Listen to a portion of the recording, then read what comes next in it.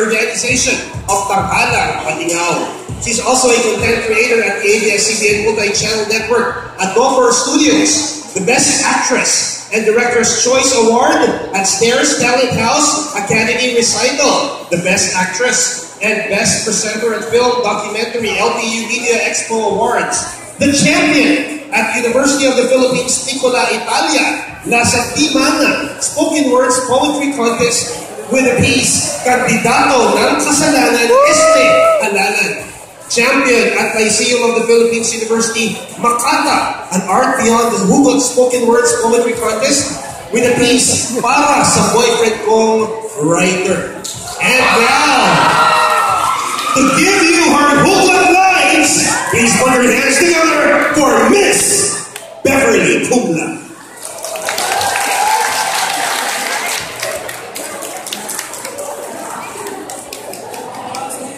Si Bakla, walang pag-assist eh.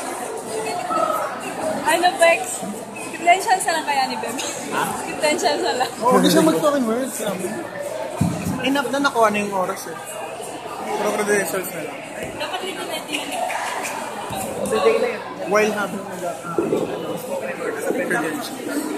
Pwede mo zoom dito. Sana naman sa So, good afternoon to each and every one of you. Etong tulang to, sinulat ko talaga to para sa event na to. So this is the very first time na maririnig niyo yung tulang to. Ang title niya, Hirap Mahindab sa Tropa.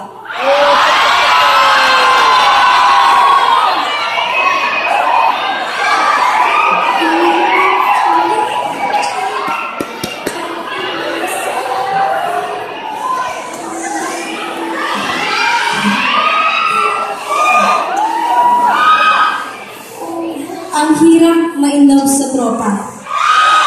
Yung tipong hindi mo naman inaasahan pero nahulog ka na pala. Ang lalim ng panin, hindi na mahukay.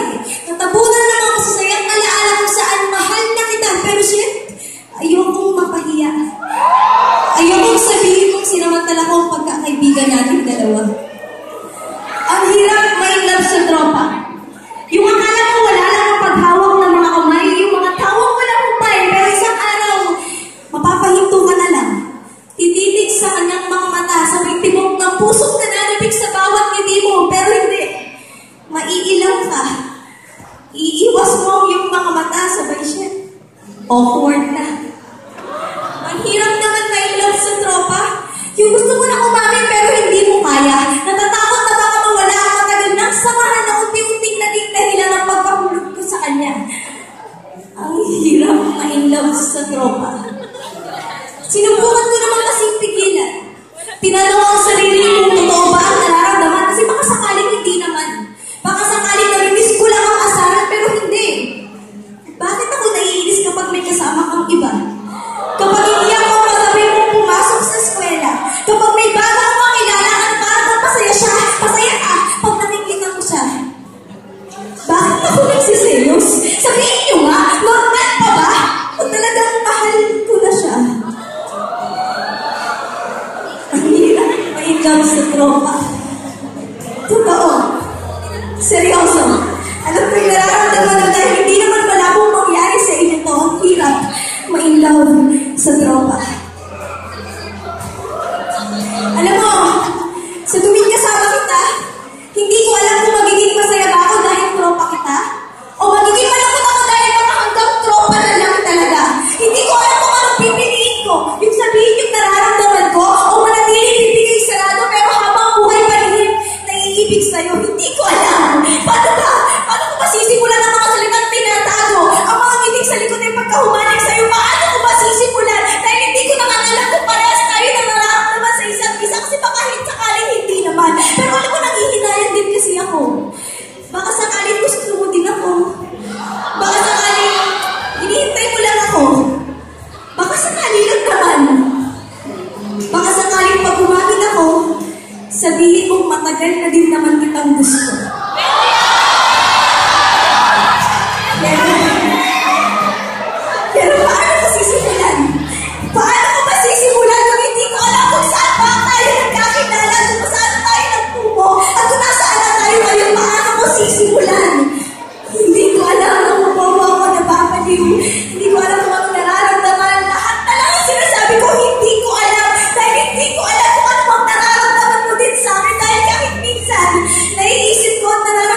din naman. Dahil lagi mo sinasabi sa akin, mismo ako. Ang sweet mo naman kasi minsan. Mismo ako, tapos uulit-ulitin mo hanggang eto. Wala na, hindi ko na kaya. Nahulog na. Gusto na kita. Higit pa sa tropa. Pero,